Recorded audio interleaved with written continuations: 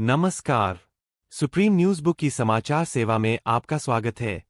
सबसे पहले मुख्य समाचार। भारतीय रिजर्व बैंक ने नियामक सुधारों की दिशा में महत्वपूर्ण कदम उठाते हुए दशकों पुराने लगभग 3,500 निर्देशों को समेकित करते हुए 244 मास्टर डायरेक्शंस (जेएमडी) जारी किए हैं। रूस के राष्ट्रपति व्लादिमीर पुतिन 4 और 5 दिसंबर को 23वें भारत-रूस वार्षिक शिखर सम्मेलन के लिए नई दिल्ली की यात्रा करेंगे। यूक्रेन संघर्ष के बाद यह उनकी पहली भारत यात्रा होगी। चक्रवाती तूफान दितवा दक्षिण भारत के तटों की ओर बढ़ रहा है। तमिलनाडु, पुडुचेरी और दक्षिण आंध्र प्रदेश में भूस्खलन की संभावना को देखते हुए रेड और ऑरेंज अलर्ट जारी किए गए हैं। श्रीलंका में इस तूफान से 80 से अधिक लोगों की मौत हुई है। राष्ट्रीय राजधानी क्षेत्र से सटे लखनऊ में वायु गुणवत्ता सूचकांक AQI गंभीर श्रेणी 322 पर दर्ज किया गया है। नागरिकों को स्वास्थ्य सुरक्षा हेतु घर के अंदर रहने की सलाह दी गई है। उत्तर प्रदेश सरकार ने राज्य के त्वरित औद्योगिक विकास के लिए विकसित यूपी हेतु 25 वर्षीय औद्योगिक रोडमैप तैयार करने और निवेश प्रोत्साहन के लिए एक नवीन डेटाबेस बनाने की घोषणा की है। भारतीय महिला क्रिकेट टीम अगले महीने श्रीलंका के विरुद्ध 5 मैचों की T20 अंतर्राष्ट्रीय श्रृंखला की मेजबानी करेगी। अब समाचार विस्तार से।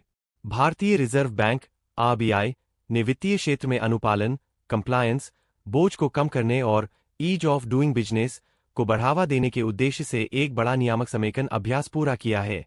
शुक्रवार 28 नवंबर को केंद्रीय बैंक ने लगभग 3,500 पुराने निर्देशों, सर्कुलर और दिशा निर्देशों की समीक्षा के बाद 244 समेकित मास्टर डायरेक्शंस (जेएमडी) जारी किए। रिजर्व बैंक के डिप्टी गवर्नर शिरीष चंद्र मुर्मू ने बताया कि ये 244 मास्टर डायरेक्शंस दशकों से रेगुलेटेड एंटिटीज (रेस) को जारी किए गए सभी नियामक निर्देशों को समेकित करते हैं, जिनका प्रशासन विनियमन विभाग करता है। इन ड्राफ्ट मास्टर डायरेक्शंस पर हितधारकों से 770 से अधिक टिप्पणियां प्राप्त हुई थीं। केंद्रीय बैंक ने स्पष्ट किया कि यद्यपि कुछ सुझाव विनियामक परिवर्तन रेगुलेटरी चेंजेस की मांग कर रहे थे, जिन्हें इस समेकन अभ्यास के दायरे से बाहर रखा गया था, सभी प्रासंगिक इनपुट पर विचार किया गया। इसके अतिरिक्त नाबार्ड नबर्ड के परामर्श से क्षेत्रीय ग्रामीण बैंकों RRBs, राज्य सहकारी बैंकों और केंद्रीय सहकारी बैंकों को जारी निर्देशों का भी सफलतापूर्वक समेकन किया गया है। यह कदम वित्तीय स्थिरता और परिचालन पारदर्शिता को बढ़ाने की दिशा में एक महत्वपूर्ण प्रशासनिक प्रयास माना जा रहा है। रूसी राष्ट्रपति व्लादिमीर पुतिन 4 से 5 दिसंबर 2025 तक भारत में आयोजित होने वाले 23वें भारत-रूस वार्षिक शिखर सम्मेलन में भाग लेने के लिए नई दिल्ली की यात्रा पर आ रहे हैं। यह यात्रा प्रधानमंत्री नरेंद्र मोदी के निमंत्रण पर हो रही है और यूक्रेन संघर्ष की शुरुआत फरवरी 2022 के बाद राष्ट्रपति पुतिन का यह पहला भारत दौरा होगा। इस दौरे को दोनों देशों के बीच विशेष और विशेषाधिकार प्राप्त रणनीतिक साझेदारी की समीक्षा करने का एक महत्वपूर्ण अवसर माना जा रहा है। द्विपक्षीय वार्ता का एजेंडा व्यापक है, जिसमें रक्षा सहयोग, असैन्य परमाणु सहयोग, ऊर्जा व्यापार और वैश्विक भूराजनीतिक मुद्दे शामिल हैं। चर्चा का एक प्रमुख विषय अमेरिका द्वारा भारत के रूसी तेल आयात पर लगाए गए 25% टैरिफ दंड से उत्पन्न दबाव को संबोधित करना होगा। इस दबाव के कारण भारत पहले ही सितंबर से रूसी तेल आयात कम कर चुका है। दोनों पक्ष वार्ता के बाद एक संयुक्त वक्तव्य जारी करने और अंतर्विभागीय तथा व्यावसायिक समझौतों पर हस्ताक्षर करने की उम्मीद है। भारत मौसम विज्ञान विभाग IMD ने चक्रवाती तूफान दितवा के संबंध में महत्वपूर्ण चेतावनी जारी की है। यह तूफान दक्षिण पश्चिम बंगाल की खाड़ी से उत्तर-उत्तर पश्चिम दिशा में आगे बढ़ रहा है और इसके 30 नवंबर को तमिलनाडु, पुडुचेरी और दक्षिण आंध्र प्रदेश के तटों पर पहुंचने की संभावना है। तूफान के 29 नवंबर की शाम से 30 नवंबर की सुबह के बीच उत्तर तमिलनाडु, पुडुचेरी, दक्षिण आंध्र तट को प्रभावित करने का अनुमान है। दितवाह ने पहले ही श्रीलंका में बड़े पैमाने पर तबाही मचाई है, जहां बाढ़ और भूस्खलन के कारण 80 से अधिक लोगों की मृत्यु हो चुकी है। भारत में तमिलनाडु ने 4 जिलों के लिए रेड अलर्ट और 5 जिलों के लिए ऑरेंज अलर्ट जारी किया है। कुड्डालोर जिला कलेक्टर ने व्यापक तैयारी की घोषणा करते हुए बाढ़ संभावित क्षेत्रों का मानचित्रण किया है और 1.5 लाख लोगों को आश्रय देने की क्षमता वाले 233 राहत केंद्र तैयार किए हैं। किसी भी सहायता के लिए 24/7 नियंत्रण कक्ष 1077 सक्रिय है। आंध्र प्रदेश के चित्तूर, तिरुपति, नेल्लोर और YSR कडप्पा सहित कई जिलों में 2 दिनों तक भारी से बहुत भारी वर्षा और तेज हवाएं चलने की आशंका है। इंडिगो एयरलाइंस ने चक्रवात के प्रभाव और प्रतिकूल मौसम की आशंका के कारण तूतीकोरिन, त्रिची और मदुरै के लिए निर्धारित उड़ानें रद्द कर दी है। उत्तर प्रदेश की राजधानी लखनऊ में वायु गुणवत्ता सूचकांक AQI एक बार फिर गंभीर श्रेणी में पहुंच गया है।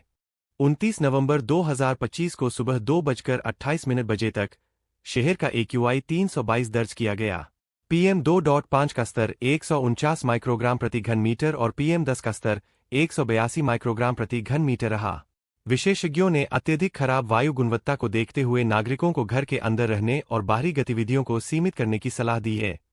यद्यपि पिछले दिनों चक्रवाती तूफान मोन्था के कारण हल्की बूंदाबांदी से AQI में अस्थायी सुधार 58 दर्ज किया गया था, नवीनतम आंकड़ा प्रदूषण के संरचनात्मक और मौसमी कारणों की निरंतरता को दर्शाता है।